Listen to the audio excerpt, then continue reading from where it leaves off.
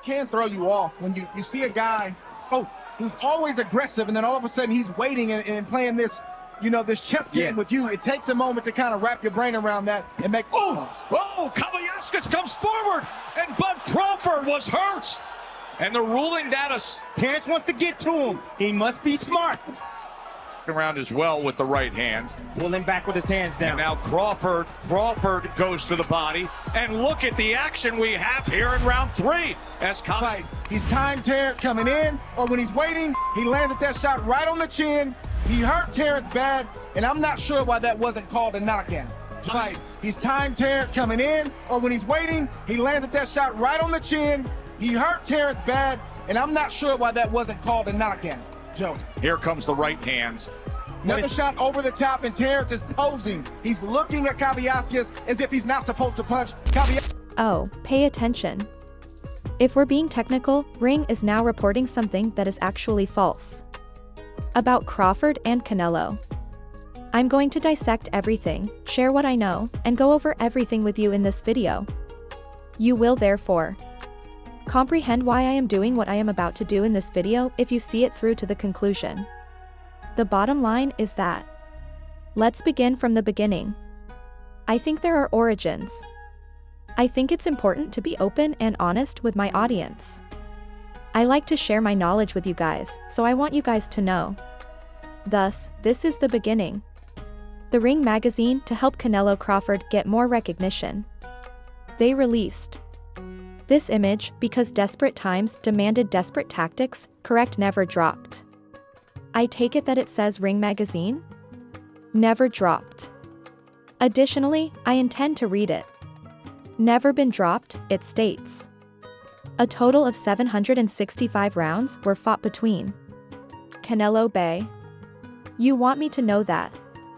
Additionally, Terence Bud Crawford. No knockdown. Technically speaking, this is accurate. However, you must realize that there is a lot of politics involved in boxing, such as with Sweet Pea. Without a doubt, Pernell Whitaker ought to have defeated Julio Cesar Chavez. Anybody who claims otherwise is ignorant about boxing either. Because they didn't see the fight or because they are racist or biased in some other way. However, the bout ended in a tie. You may say something like, oh, Chavez, I'm just making one up, there. In Texas, Chavez never lost. And if that statistic is accurate, for example, oh, Chavez never lost at the Alamo Dome, it would be correct. This is because the bout was officially declared a draw.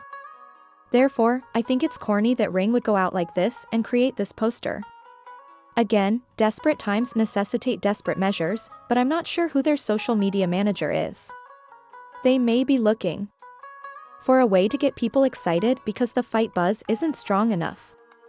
However, I dislike it when you utilize my sport and people who are ignorant and opportunistic attempt to make a big deal out of something that isn't actually true. For this reason, I'm creating this video discussing how they've never been dropped. Boxing is more than MCI, to reiterate. If you have players like Gabe Rossadu, it will say that he has a lot of defeats, correct? He will be held accountable by those who say, hey, you lost X amount of time. However, if you truly watch every battle, you'll see that he probably shouldn't have lost several of them. Therefore, you can't fully depend on statistics alone when discussing never being dropped in the boxing sport. You're all in serious trouble now. We will now separate the young ladies from the women, the lads from the men, and determine who is the best boxer. And I'll explain why putting that out there is a bad selling point and why the image is foolish. Correct. This is Canelo Alvarez. Then, before I begin, keep in mind that you are dealing with a genuine one. I can shoot a sharpshooter. The greatest thing ever was, and the greatest thing ever will be. Correct? When it comes to boxing, I'm a hitman. An encyclopedia for humans, therefore, please don't. Yes, but Canelo Alvarez returned and prevailed in the battle. But boxing ego, huh?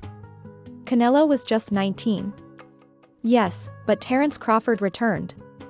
And prevailed. They came to win the battle, but I didn't say that. Beware of spoilers. They ought to have been punished for getting dropped in both of these encounters, right? They returned and prevailed via knockout. However, it still doesn't give you carte blanche to publish visuals that, while technically accurate, will differ greatly, don't you think? It kinda reminds me of Devin Haney. Although Devin Haney is technically unbeaten, true boxing fans don't really view him as such based on what they witnessed in the Ryan bout. Additional technical details. Let's go, then. Canelo was around 18 years old when he arrived in America. I believe he was 19. In the first round of his fight with Cotto's brother, he was clipped. The brother of the CO is seen on the screen right there. As you can see, he is being held aloft by the ropes. Proceed directly there. He was being massacred. He is being held aloft by the ropes. Then, just for good measure, Jose Miguel Cotto continued to clock him. Let's run that back, though. Boom. Technically speaking, Canelo, if the ropes hold you up following a punch or a scoring shot, not an illegal shot or anything wild, not a headbutt, and you consult boxing regulations, then it's a knockdown. Referees don't catch everything for whatever reason, so it is what it is. Canelo was dumped there. It needs to be authentic. He returned and prevailed in this battle, but the weaker Cotto dumped you and was teasing you. He's cocking back at you. You see. Well, boom. Oh, look at it in broad daylight. Raka, darling. He was young, bro. Canelo didn't really understand what he was doing because, well, look at it. His entire body twisted. He was being tagged, and his anxious expression was visible. Check out the guy B, sweetie. Let's go on. To Terence Crawford. In the third round, Crawford will face Egypt Cavalisquez. Egypt was really clever and was boxing harder when the referee called a slip, but if you watch closely, he was clocking, and when Crawford went to clinch, his knee gave up. Boom. Crawford then fell to the ground. On the canvas, kneel. It's a knockdown. As you heard in the outset, Terence Crawford was posing, according to Andre Ward. He was injured. He was severely injured, and a knockout was what was called for. I don't know. Look, he asks, bro, what is a knockdown if that isn't one such as? For example, what are we discussing? That should be a knockdown, right? You have to tell me. He is in your line of sight. After being punched by the nasty machine, his leg buckled. Because he was injured and had come into contact with the canvas. Thus, I simply refuted the graphic. Fast. Andre Ward even stated at the start of this video that he didn't understand why the referee didn't truly rule that a knockdown. To this day, I don't know. However, boxing is similar to the Wild West. You have no one to answer to, so you may ostensibly do anything you want. Judges to issue appalling scorecards. They can observe Crawford. The referee is right there, you see. You're seeing Crawford kneel. Additionally, Crawford made a wise, experienced move. Take a look. That's a good shot, I see. That's a shot, I see. You understand what I mean when I say that Crawford attempted to grab because he is a skilled and knowledgeable fighter. I suppose the referee became confused when he made an attempt to grasp and clinch. The referee then decided it wasn't a knockdown. Again, it's nice for casual fans when you release images like these, but true boxing aficionados understand what I mean. Additionally, I consider myself to be a very competitive individual. Losing bothers me. I enjoy competing. Furthermore, I'd rather not take credit for a technicality. For example, I won't boast, oh, yeah, I did it, if I rob someone or fight someone and rob them, and everyone knows it was a robbery. I know deep down that I shouldn't have won that argument, thus, I won't feel good about myself. Therefore, I find it incomprehensible that Ring would even post this. It seems desperate to me. There are different methods to market the fight, but when you look at someone like Gennady Golovkin, he has a better one. I honestly can't think of a single instance in which he was dropped for genuine reasons, so if you put that image up with him, I wouldn't even be tripping. Later in his career, Darvenchko injured him. Guys, if you didn't have maxes. Guys, nothing catches. Nothing ticks off. Correct. He was clipped and suffered injuries. I obviously can't remember a Golovkin bout, though.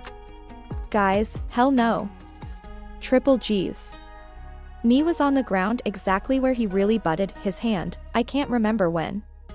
Therefore, let's be reasonable and call boxing fair if we must.